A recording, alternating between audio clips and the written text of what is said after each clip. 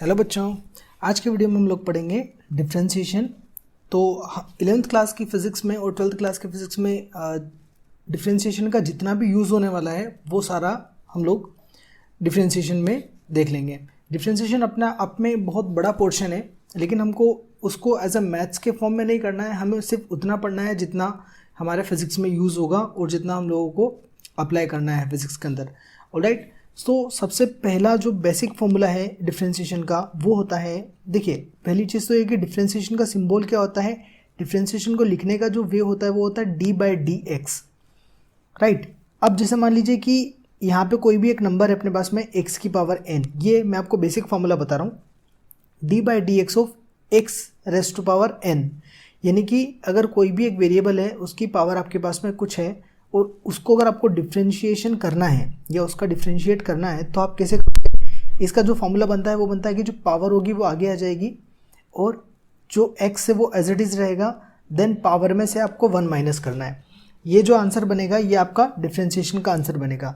Alright, अब इसके अंदर क्या होगा, जैसे इसको एक एग्जाम्पल के तौर पे देखते हैं। मान के चलिए कि आपके पास में एक क्वेश्चन है, x की पावर 5 का आपको डिफ्रेंशिएशन करना है, राइट। तो अपन क्या करेंगे, d/dx of x raise to power 5। Okay, according to the फॉर्मूले में से आपको जो पावर है वो आगे आ जाएगी। यहाँ पे पावर कितनी अपने पास में 5, तो 5 आगे आ जाएगा। उसके बाद x की जगह पे यहाँ पे अपने पास में क्या है, x ही है, तो x यहाँ पे रहेगा। देन पावर में से 1 माइनस करेंगे तो 5 minus 1 which is 5x raise to power 4, यानी कि अपना ये आंसर आ गया। ठीक है, जैसे अगला कोई एग्जांपल देखते हैं। मान के चलिए कि यहाँ पे हो गया 3x की पावर 2, इसका आपको डिफ्रेंशिएशन करना है। तो अपन क्या करेंगे, d/dx of 3x rays power 2। यहाँ पे देखिए हम क्या करते हैं कि ये जो 3 है इसको हमको कुछ भी नहीं करना है, ये एज इट इज़ रहेगा। अब ये जो पावर है, पावर आगे आ जाएगी। जब पावर आगे आएगी तो इसके साथ में 3 के साथ में ये मल्टीप्लाई हो जाएगी। ओके, और x की पावर 2 माइनस 1, हमको इसके अंदर वो का वो फॉर्मूला अप्लाई करना है, x की पावर n-1 वाला, nx n-1 वाला। इसी फॉर्मूले के अकॉर्डिंग अपने को सॉल्व करना है। अब उसके आगे अगर अपने पास में यहाँ पे जैसे कांस्टेंट है या कोई भी नंबर है तो उससे अपने को कोई लेना देना नहीं है, उसके अंदर हम सीधा मल्टीप्लाई कर देंगे। ठीक है, तो ये हो जाएगा 3 2 6, x की पावर 2 माइनस 1 यानी कि 1। सो अपने पास में जो आंसर आएगा फाइनल क्या आएगा, 6x अपना आंसर हो गया।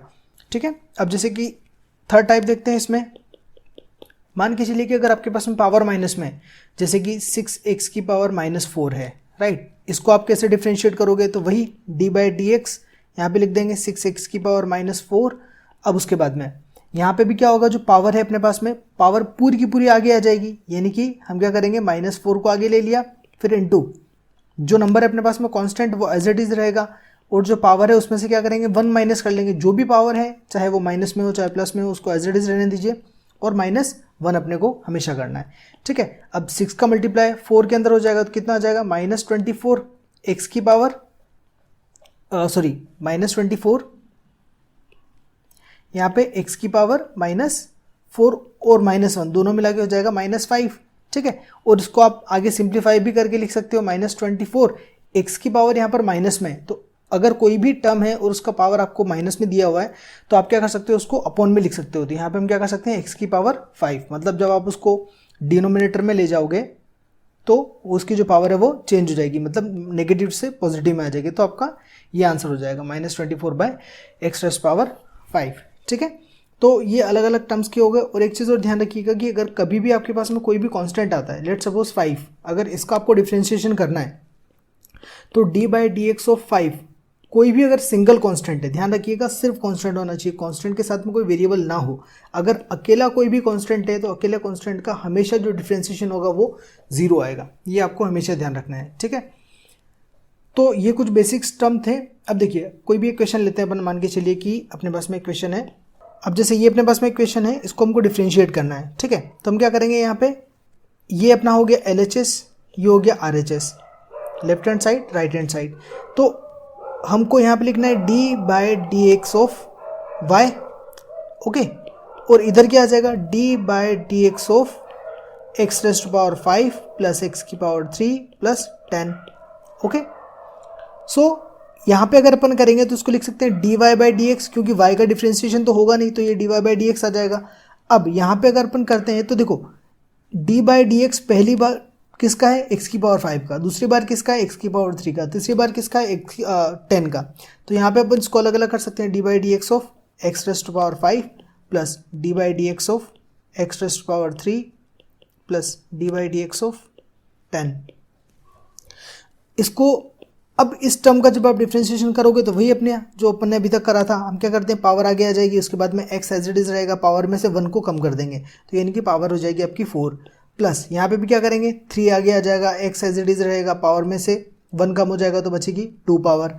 यहाँ पर अभी मैंने आपको बताया था कि जो कांस्टेंट का डिफ्रेंशिएशन होता है वो कितना होता है, 0, सो हम फाइनली वहाँ पे लिख देंगे 0। तो अपना आंसर क्या आ गया, 5x की पावर 4 प्लस 3x की पावर 2, ये आ गया अपना dy बाय डी एक्स। मतलब कि जब आप उस इक्वेशन को डिफ्रेंशिएट करोगे तो आपको ये आंसर मिलेगा। ठीक है, जैसे कि अगला क्वेश्चन लेते हैं अपन। मान के चलिए ये अपने पास में क्वेश्चन है y equal to x plus under root x plus 1 upon under root x. इसको हम कैसे डिफ्रेंशिएट करेंगे, तो देखिए इसको डिफ्रेंशिएट करने के लिए वही हम मेथड यूज़ करेंगे, dy by d x is equals to, पहले इसको डिफ्रेंशिएट करेंगे तो d by d x of x, ठीक है, प्लस यहाँ पे d by d x of under root x plus d by d x of 1 upon under root x. ठीक है, इसको डिफ्रेंशिएट करना है। तो अभी यहाँ पे देखिए, अगर पहले वाले टर्म के अंदर देखें इसमें, तो d बाई डी एक्स करना है x का, मतलब आपको dx का रेस्पेक्ट में x का डिफ्रेंशिएशन करना है। तो जब भी हम किसी वेरिएबल का उसी वेरिएबल के रेस्पेक्ट में डिफ्रेंशिएशन करेंगे तो उसकी वैल्यू हो जाएगी 1। अगर आप इसको दूसरे तरीके से समझना चाहें तो वो भी देख लीजिए, x की पावर यहाँ पर कितनी है, अपने पास में 1 है। ठीक है, तो 1 आगे आ जाएगा, उसके बाद में x की पावर, ये क्या होता है 1 माइनस 1, पावर में से 1 माइनस हो जाएगा, तो 1 माइनस 1, क्योंकि यहाँ पे पावर 1 है तो हम फॉर्मूला क्या लगाते हैं, n x की पावर n माइनस 1, ये अपने पास में फॉर्मूला होता है। तो इस फॉर्मूले के अकॉर्डिंग जब हम इसको सॉल्व करेंगे तो 1 आगे आ जाएगा, x एज इट इज रहेगा, फिर x की पावर कितनी है अपने पास में 1, तो 1 में से क्या करते हैं, 1 माइनस कर देंगे अकॉर्डिंग टू द फॉर्मूला। ठीक है, ये सिचुएशन आ गई। अब उसके बाद में प्लस इसको हम जब सॉल्व करेंगे तो देखिए रूट है अपने पास में, तो रूट को हम डायरेक्ट डिफ्रेंशिएट नहीं कर सकते हैं, लेकिन हमको ये पता है कि अंडर रूट एक्स जो होता है वो अपने पास में x की पावर हाफ होता है, मतलब आप अंडर रूट 2 को लिख सकते हैं कि x की पावर 1/2। ठीक है, तो यहाँ पे अगर अपन इसको कर देते हैं 1/2, तो यहाँ पे क्या हो जाएगा, 1/2 आगे आ जाएगा, फिर x एज इट इज रहेगा, देन 1/2 में से 1 माइनस हो जाएगा, वही अपने उस फॉर्मूले के अकॉर्डिंग, फिर plus d by d x of यहाँ पे क्या करेंगे, यहाँ पे भी क्या हो गया 1 अपॉन अंडर रूट एक्स, वो भी नीचे है आपके पास में, तो इसको हम लिख सकते हैं हाफ, रूट हटाकर हाफ कर देंगे। अब इसको क्या करेंगे, पावर ऊपर ले जाएंगे, तो अब यहाँ पे जो इसकी पावर है वो नेगेटिव हो जाएगी आपके पास में। तो अगले स्टेप में करते हैं इसको सॉल्व। देखिए जैसे अब इसको अपन सॉल्व करेंगे तो यहाँ पे क्या हो जाएगा 1 माइनस 1, मतलब x की पावर कितनी हो गई 0। तो जब भी x की पावर 0 होती है तो उसकी जो वैल्यू होगी अपने पास में वो हो जाएगी 1, या तो x की पावर 0 हो या कोई भी अगर टर्म हो आपके पास में, a की पावर 0 की वैल्यू 1 होती है, 1000 की पावर 0 की वैल्यू भी 1 होती है, चाहे आप 1 लाख ले लीजिए, उसकी पावर भी अगर आपने 0 लगा दी तो उसकी वैल्यू भी 1 होती है। मतलब कोई भी नंबर हो, कोई भी कांस्टेंट हो, कोई भी वेरिएबल हो, उसकी पावर अगर 0 हो गई तो उसकी जो वैल्यू आएगी वो 1 आएगी हमेशा। तो यहाँ पे आ जाएगा आपका 1। ओके, उसके बाद में फिर प्लस यहाँ पे अब इसको सॉल्व करेंगे तो हाफ एज इट इज रहेगा, x की पावर 1/2 में से 1 माइनस करेंगे तो x की पावर -1/2 आ जाएगा। ऑलराइट, देन इसको सॉल्व करेंगे आप तो ये जाएगा आपका ऊपर। अभी डी अपने डिफ्रेंशिएशन किया नहीं है तो हम ये लोग यहाँ पे लिख देंगे। ठीक है, अब यहाँ पे क्या हो जाएगा, x जब ऊपर जाएगा तो जो पावर है वो आपकी क्या हो जाएगी, माइनस में आ जाएगी। अब आपको इस टर्म का डिफ्रेंशिएशन करना है, x की पावर -1/2 का। ठीक है, तो इसको कैसे करोगे, 1 + 1/2 x की पावर -1/2 प्लस यहाँ पे इसको अगर आप डिफ्रेंशिएट करोगे तो माइनस आगे आ जाएगा, then x as it is रहेगा, फिर -1/2 -1 हो जाएगा। इसको फर्दर सॉल्व करेंगे तो 1 + 1/2 x की power -1/2 plus -1/2 as it is x की पावर, ये दोनों मिला के -1/2 -1 हो जाएगा -3/2। आप इसको एलसीएम लेके प्लस कर सकते हो। ऑलराइट, तो अपने पास में फाइनली ये मिला। अब इसको अगर आप और सिंप्लीफाई करना चाहो तो यहाँ पे x की पावर क्या है माइनस में, तो हम क्या करेंगे, इसको अपॉन में भेज देंगे, तो ये हो जाएगा 2x की पावर रूट लगा सकते हैं डायरेक्टली क्योंकि पावर हाफ है, तो पावर हाफ को हम लिख सकते हैं रूट के फॉर्म में, प्लस ये प्लस और ये माइनस दोनों मिला के यहाँ पे क्या हो जाएगा माइनस, तो अपन इसको माइनस कर देते हैं, ये हो गया माइनस। 1/2। अब x की पावर यहाँ पे -3/2 है, लेकिन आप उसको अगर नीचे भेजोगे तो +3/2 हो जाएगा। और x की पावर 3/2 को हम लोग लिख सकते हैं x√x, क्योंकि यहाँ पे x की पावर 1 है और यहाँ पर क्या x की पावर 1/2 है, तो 1/2 + 1 हो जाएगा 3/2। तो हम लिख सकते हैं इसको x2x√x। ऑलराइट, सो अपना ये फाइनली आंसर आ जाएगा dy/dx = दिस। ये अपने को फाइनल आंसर मिलेगा। ऑलराइट, तो हम इस तरीके से इनको डिफ्रेंशिएट कर सकते हैं। तो ये इसका एक बहुत बेसिक मेथड था। अब हम लोग देखेंगे डिफ्रेंशिएशन के कुछ रूल्स होते हैं अपने पास में, प्रोडक्ट रूल और क्वोशिएंट रूल। देखिए ये रूल्स हम लोग कहाँ लगाते हैं और किस टाइप के फंक्शंस में लगाते हैं, वो पढ़ने से पहले हम लोग कुछ फॉर्मूलेज देख लेते हैं कि कौन से फंक्शन का डिफ्रेंशिएशन करने पर कौन सा फंक्शन आपको मिलेगा। ठीक है, तो जैसे कि पहला एक फॉर्मूला होता है अपने पास में d/dx ऑफ log x। जब भी log x का कोई टर्म आएगा, log x का आप डिफ्रेंशिएशन करोगे तो उसका डिफ्रेंशिएशन करने पर आपको आंसर मिलेगा 1/x। ध्यान रखिएगा log के यहाँ पे बेस में e होगा हमेशा, तो आपको ये आंसर मिलेगा। ठीक है, पहला अपने पास में ये फॉर्मूला होता है। अब दूसरा फॉर्मूला होता है अपने पास में उसके लिए d/dx ऑफ e की पावर x, यानी कि ऐसा कोई जब टर्म होगा कि डिफ्रेंशिएशन हमको करना पड़ रहा है e की पावर x का, तो उसका आंसर आपके पास में आएगा e की पावर x ही आएगा, उसमें कोई भी चेंज नहीं आएगा। ध्यान रखिएगा, e की पावर अगर पॉजिटिव x है तो आपको आंसर जो मिलेगा वो हमेशा e की पावर पॉजिटिव x ही मिलेगा। ठीक है, जो थर्ड फॉर्मूला होता है वो होता है अपने पास में d/dx ऑफ a की पावर x। जब ऐसा कोई टर्म आएगा कि a की पावर x के फॉर्म में कोई फॉर्मेट है अपने पास में, तो उसका जो आपको आंसर मिलेगा वो मिलेगा ax log e a। Base में e रहेगा और a आएगा, ये आपको आंसर मिलेगा।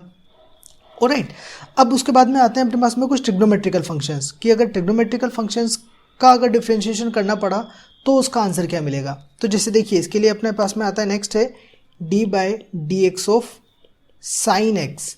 जब भी साइन x का आप अगर डिफ्रेंशिएशन करोगे तब आपको जो आंसर मिलेगा वो मिलेगा हमेशा cos x। ठीक है, उसके बाद में d/dx ऑफ cos x का अगर डिफ्रेंशिएशन करोगे तो आपको मिलेगा minus of sine x।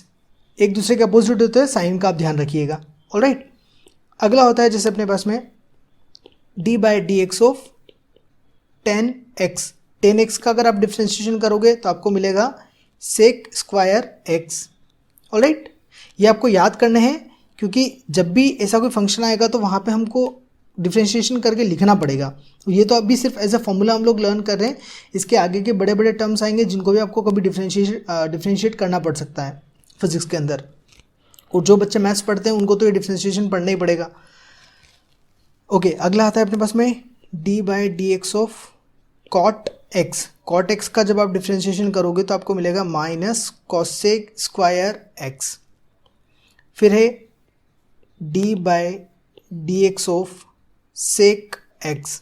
sec x का अगर अपन डिफ्रेंशिएशन करते हैं तो मिलेगा sec x tan x।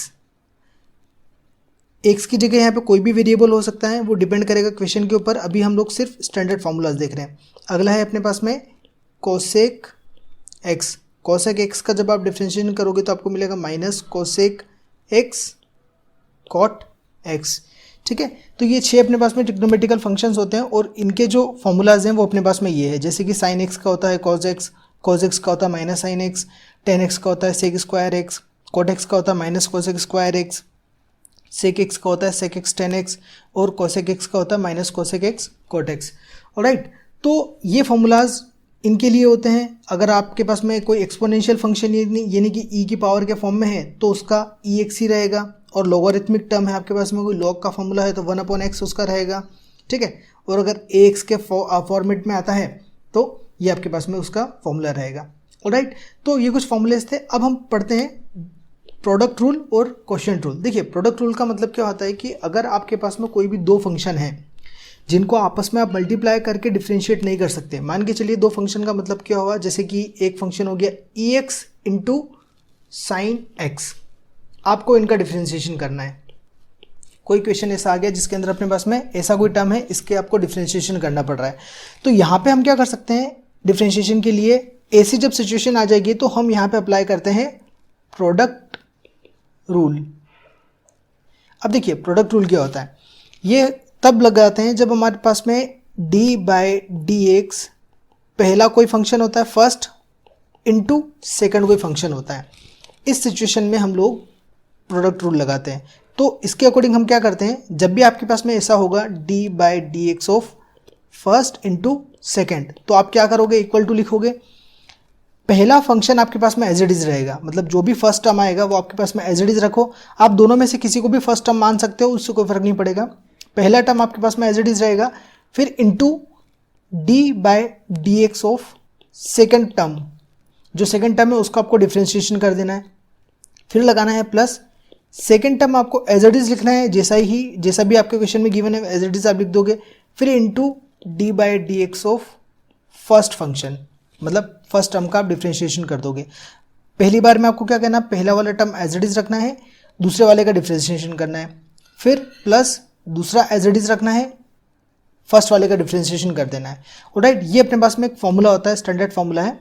अब इसको हम सॉल्व कैसे करते हैं, इस क्वेश्चन के लिए अप्लाई करते हैं। ठीक है, पहला जो अपने पास में फंक्शन हम मान लेते हैं कि ये वाला है फर्स्ट और ये वाला है अपने पास में सेकंड, ई की पावर एक्स जो है फर्स्ट है और ये अपने पास में सेकंड हम लोगों ने मान लिया। ठीक है, तो हम इस फॉर्मूले के अकॉर्डिंग अगर बात करें तो पहला वाला क्या करेंगे, एज इट इज लिखेंगे, ई की power x as it is हो जाएगा, into d by d x of second करेंगे, मतलब d by d x of second यानी कि sine x, plus second as it is यानी कि साइन एक्स, ऐसा कैसा हमको लिखना है, कुछ भी नहीं करना है इसके साथ, into d by d x of पहला, मतलब कि ई एक्स का डिफ्रेंशिएशन करना है। ठीक है, अब यहाँ पे देखिए ई एक्स का कुछ भी नहीं है तो ई एक्स को हम लोगों ने ऐसा कैसा लिख दिया, into d by d x करना है साइन एक्स का। तो देखिए साइन एक्स का जो डिफ्रेंशिएशन करने पर हमको मिलता है वो क्या मिलता है, हम लोगों ने अभी पढ़ा था, साइन एक्स का डिफ्रेंशिएशन क्या आता है, कॉस एक्स। ठीक है, तो यहाँ पे हम लोग क्या लिख देंगे, कॉस एक्स, अब प्लस साइन एक्स का डिफ्रेंशिएशन नहीं करना है आपको, एज इट इज लिखना है, तो sine x as it is लिख दिया।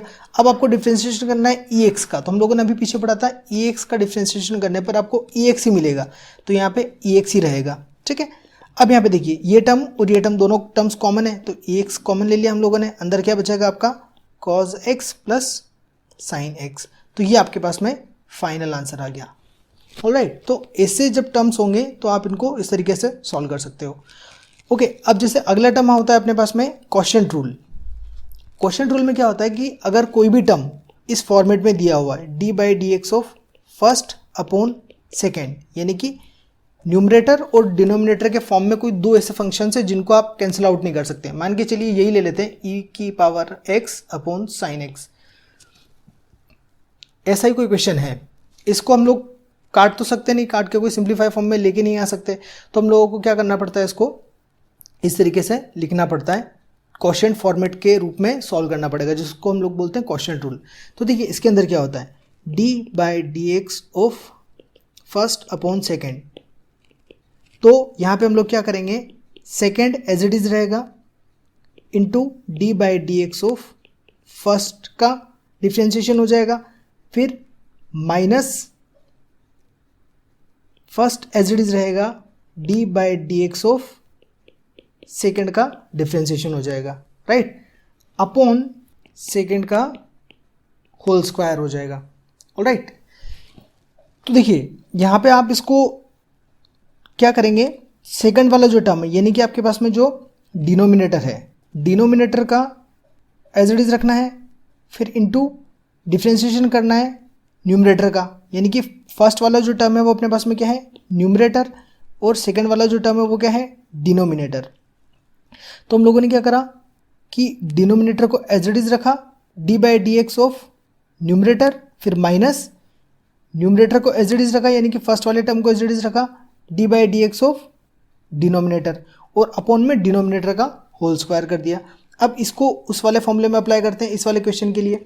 तो देखिए यहाँ पे क्या होएगा कि sine x as it is रहेगा, into d by d x of क्या करेंगे, फर्स्ट वाले टर्म का, फर्स्ट वाला यानी कि ऊपर वाला, यानी कि ई एक्स का जब डिफ्रेंशिएशन करोगे तो करने के बाद में भी आपको ई एक्स ही मिलेगा, तो मैंने डायरेक्टली यहाँ पे ई एक्स लिख दिया, फिर माइनस फर्स्ट वाला टर्म क्या है ई एक्स, तो ई एक्स को एज इट इज लिखना है, फिर into d by d x of करना है सेकंड वाले टर्म का, सेकंड वाले का यानी कि डिनोमिनेटर का आपको डिफ्रेंशिएशन करना है। तो साइन एक्स का डिफ्रेंशिएशन करने पर क्या आपको क्या मिलता है, कॉस एक्स, ये हम लोगों ने अभी पीछे देखा था, तो मैंने उसको सीधा आंसर लिख दिया कॉस एक्स।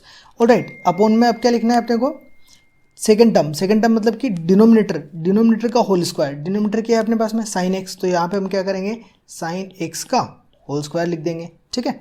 अब इसमें क्या कर सकते हैं, ई एक्स ऊपर से कॉमन ले सकते हैं, तो ई एक्स कॉमन ले लिया, यहाँ पे बचेगा आपके पास में sine x minus cos x upon sine square x हो जाएगा, क्योंकि साइन एक्स का होल स्क्वायर मतलब कि साइन स्क्वायर एक्स, तो अपने पास में फाइनल आंसर ये हो जाएगा। तो इस तरीके से हम क्या करेंगे कि जो ट्रिग्नोमेट्रिकल फंक्शंस आएंगे उनके फॉर्मूले भी अप्लाई करेंगे, और जब कोई दो फंक्शंस आपको या तो मल्टीप्लिकेशन या फिर एक न्यूमरेटर या डिनोमिनेटर के फॉर्म में मिलेंगे, तो आप इस तरीके से उसको सॉल्व करेंगे। ओके, सो डिफरेंशिएशन के अंदर इतना ही पोर्शन था। अब उसके बाद में नेक्स्ट वीडियो में हम लोग इंटीग्रेशन के बारे में पढ़ेंगे। Thanks for watching.